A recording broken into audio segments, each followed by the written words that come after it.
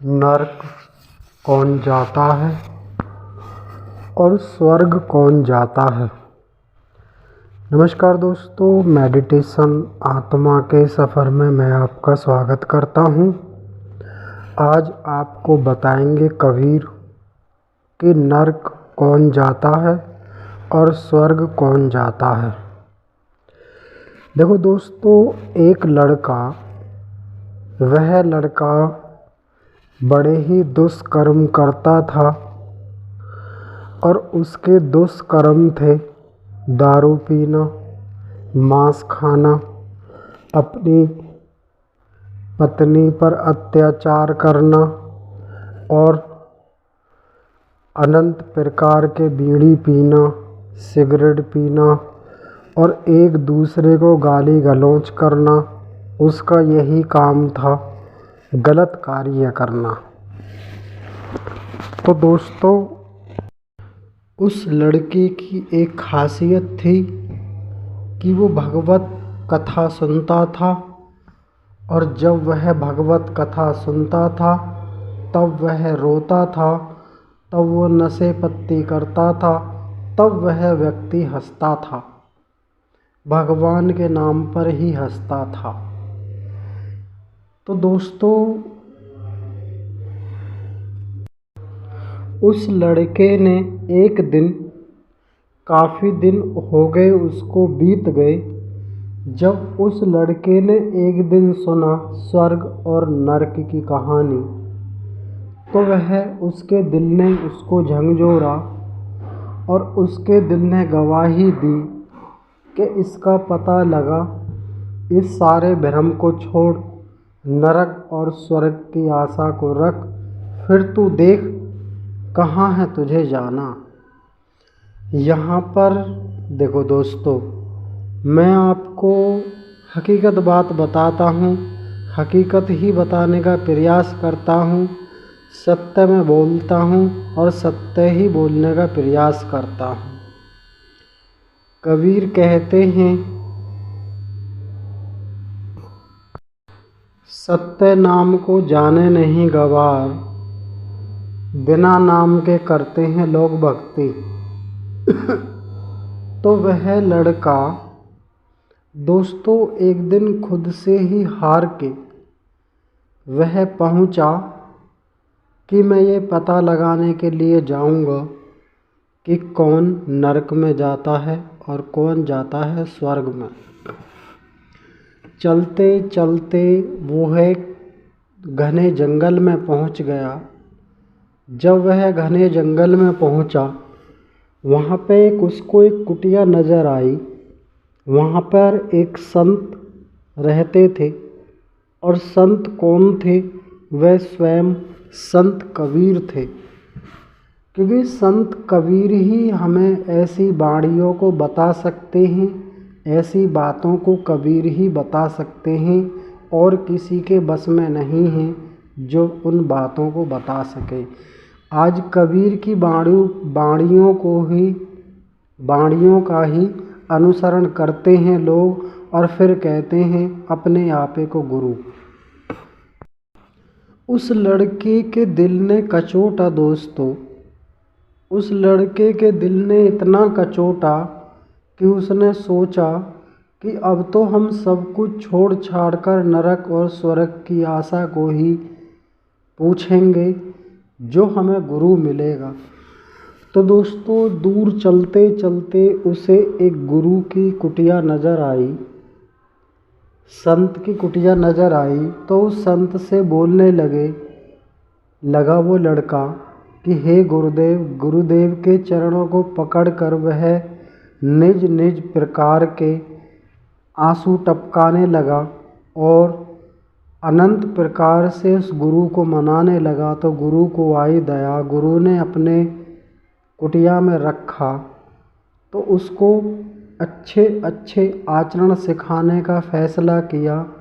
उसको अच्छे रास्ते पर लाने के लिए उनको 6 महीने का समय लगा। 6 महीने का समय लगने के बाद तो अपने गुरु से पूछता है कि गुरुदेव, आप बताइए नरक कौन जाता है और स्वर्ग कौन जाता है। दोस्तों यहाँ पर ध्यान करने वाली बातें हैं, ध्यान से सुनने वाली बातें हैं। मैं कोई कहानी नहीं सुनाता, वो इस चैनल के माध्यम से मैं आपको कहानी सुनाने का प्रयास करता हूँ, क्योंकि आप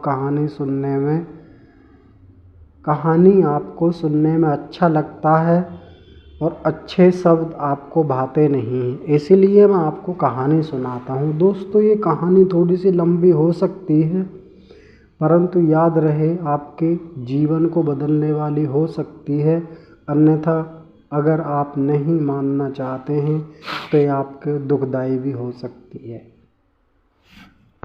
तो दोस्तों वह लड़का अपने गुरु से घुल मिल गया, तो उसने एक दिन पूछ बैठा कि गुरुदेव, नरक कौन जाता है और स्वर्ग कौन जाता है।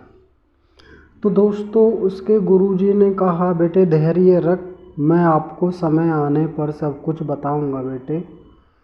तो दोस्तों इत्तेफाक से 4-5 दिन के बाद एक गांव के बराबर गांव में एक मृत्यु हो गई।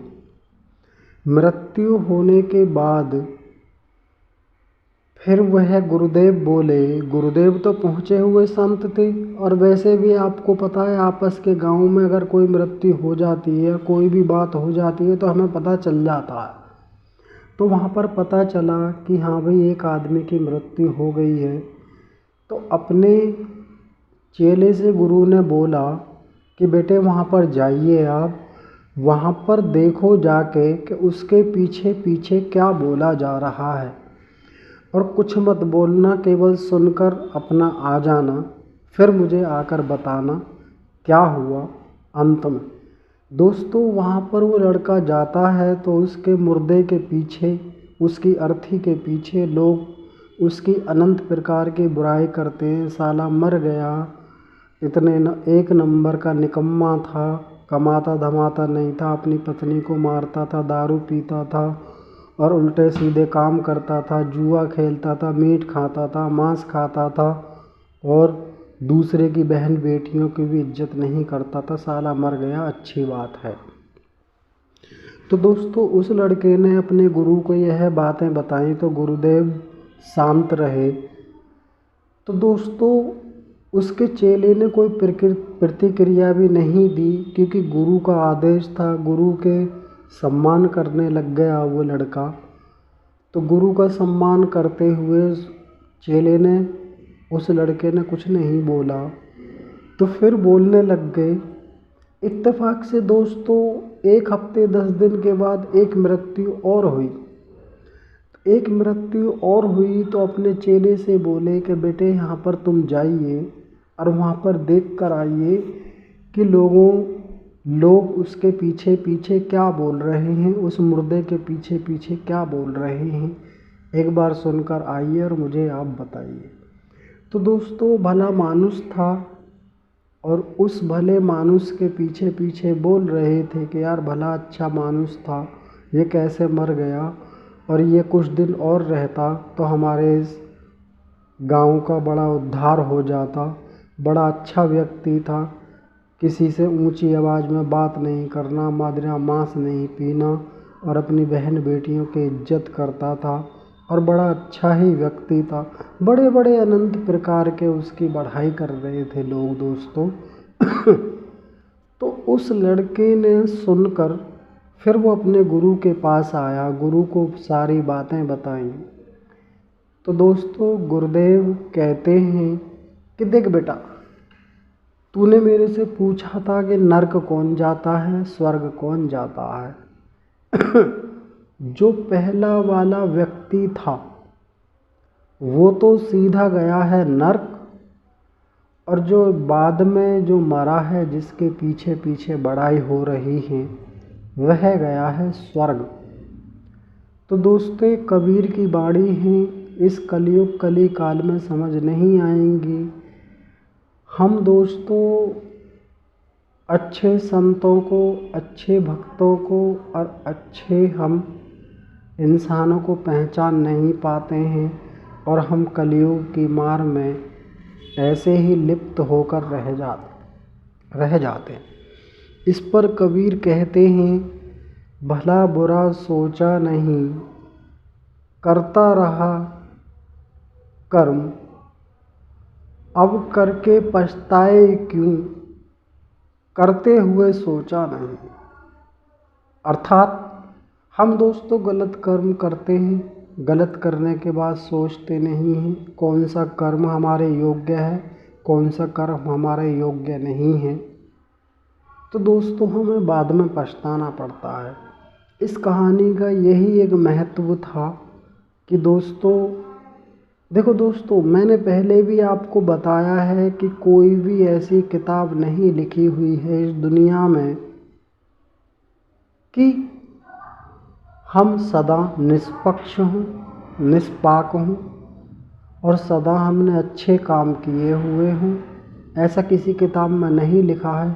हाँ, उसी के विपरीत अगर हम गलत काम करके अच्छे रास्ते पर आते हैं तो हमें स्वर्ग का रास्ता मिल सकता है, अन्यथा गलत करने के लिए तो लोग लाइन में लगे हुए हैं, अच्छे कर्मों को करने के लिए कोई मिलता नहीं। नमस्कार दोस्तों, साहिब बंदगी सतनाम सत कबीर दाता, जो आपके वीरा नाम को पाए उसके भव कष्ट है मिट जाता। नमस्कार दोस्तों।